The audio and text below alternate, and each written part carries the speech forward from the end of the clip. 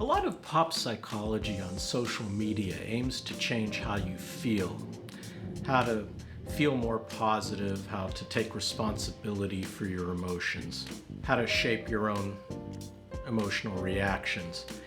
It's all a very empowering message, I guess, but it's all a big mistake, a misunderstanding about how our minds work. I'm Dr. Stephen Reidbord, a psychiatrist in San Francisco with a mostly psychotherapy practice. I published psychotherapy research early in my career, and for decades I've taught psychiatrists in training about psychotherapy. And this is More Than Meds, where I talk about psychotherapy and psychologically informed psychiatry.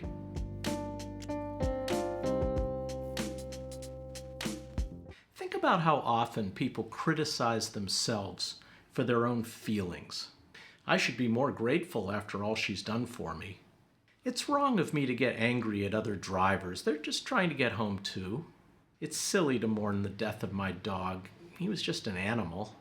I'm a bad son. I didn't feel deeply sad when my parent died.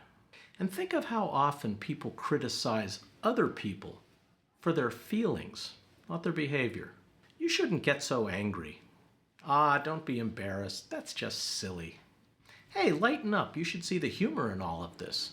Or a variation demanding logical justification for a person's feelings. Explain why you're crying. I don't know why you got angry. You're just being irrational. There's something wrong with you if you think that's funny. When feelings are viewed this way, we hold ourselves and others to an impossible standard. We expect to control what's really not ours to control. Feelings come unwilled, unbidden. We don't ask for them, they just happen. And by definition, feelings are irrational. If they were rational, we'd call them thoughts. We don't choose to feel depressed, and we can't opt to feel happy. Our sexual attraction to one kind of person and not another kind of person happens whether we approve of it or not. It's like asking someone to logically justify why they prefer one flavor of ice cream over another. It can't be done. It's not a logical justification kind of thing. It just is.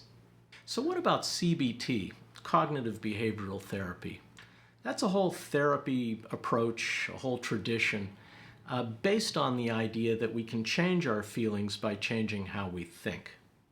And indeed, that's true. It's true that we can temper our negative feelings, especially global feelings like depression or anxiety, by willfully altering our thinking. But this doesn't happen like a light switch. We can't just decide to feel differently. It takes time and repetition, and it doesn't necessarily last forever. So yes, through dedicated effort and over time, we can steer our own feelings. This also occurs in meditative practices and other mental disciplines where over a good deal of time and through a lot of repetition and practice, we can alter how we feel. We can do this even more reliably and much, much faster by choosing the environmental situations or the human relationships that lead to certain feelings in us. We can choose situations that make us happy and avoid situations that make us angry or sad. But on a moment-to-moment basis, and particularly with respect to specific triggers, we don't choose how we feel about them. The mistaken belief that a person can choose their own feelings leads to unwarranted moral condemnation. It leads us to feel like a bad person if we have feelings that we don't approve of. Self-condemnation of this sort is tragic. It reinforces a deep internal sense of badness that can last a lifetime. By the same token, it's unhelpful to criticize the feelings of another person, say someone like your spouse or your child. He or she didn't choose to have those feelings and may not know why they arose, why they're having those feelings. Calling on another person to logically justify their feelings often has a kind of aggressive edge. Justify yourself. It banks on the fallacy, the mistake, that feelings are chosen and controllable when in fact they're not. Now, analysis of emotions is quite valuable. It's what we do in psychotherapy, analyze emotions, but it needs to be done in a spirit of inquiry and curiosity, not moral judgment. So I've been talking about feelings, but what about actions or behavior? Behavior, of course, is very different. Unlike emotions, behavior is, or should be, under our own voluntary control. Admittedly, there are some rare exceptions to that, but as a rule, that's true. Anger or sadness or lust do not in themselves compel anybody to do anything. People sometimes justify their behavior by the strong feeling they have, but it's not really a justification. They chose to act on that feeling. Our ability and our responsibility to exercise choice occurs at the level of behavior, not at the level of having the feeling. Of course, our actions have real consequences for ourselves and other people. They can get us fired or arrested or divorced. They can hurt other people, loved ones, coworkers. That's why it's so crucial to differentiate behavior, which we can control, from internal states like feelings, which we generally can't. Yet many people fail to make that distinction, and they attempt to deny or push aside feelings that they have in the mistaken belief that that's the only way they can control their behavior. If I fear that I'm going to lose control and hurt people if I get angry, I may tell myself I'm not angry, even if I am. But you can't lie to yourself like that. You know it's not true. Better to acknowledge the feeling that you didn't choose in the first place, and then work on controlling the behavior, which you really can control. I'll finish up by talking briefly about therapy, psychotherapy. According to traditional psychoanalytic or psychodynamic psychotherapy, the kind I practice, efforts to avoid awareness of feelings, especially dangerous negative feelings, leads to anxiety. Sigmund Freud himself called this signal anxiety. The anxiety was a signal that there were hidden feelings underneath.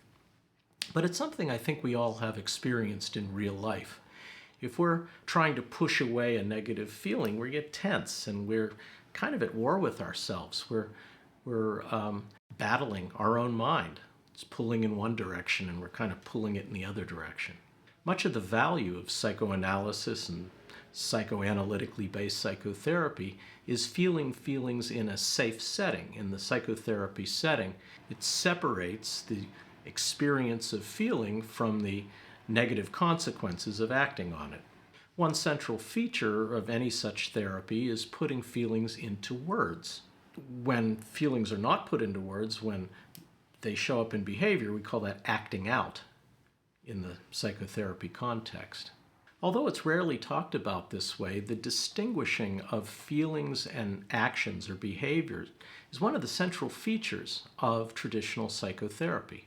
Plus, if a person understands their feelings better, where they're really coming from, it may help to disconnect the feeling from the behavior that seems to follow from it. For example, anger from childhood, properly understood, may lead the person to feel less inclined to snap at their coworkers. The person can recognize their anger, the feeling, and choose not to act on it, not to behave in an angry way. Or by gaining insight about that feeling and that anger, feel less inclined to act on it, so it's easier not to. Let me know your thoughts about controlling feelings versus controlling behavior. Put your thoughts in the comments. I read every single one of them, and I appreciate it. Please like this video, but only if you really like it. Please subscribe if you have not already. And if you have a few more minutes, please check out this video, which is also about psychotherapy and psychologically informed psychiatry. Till next week.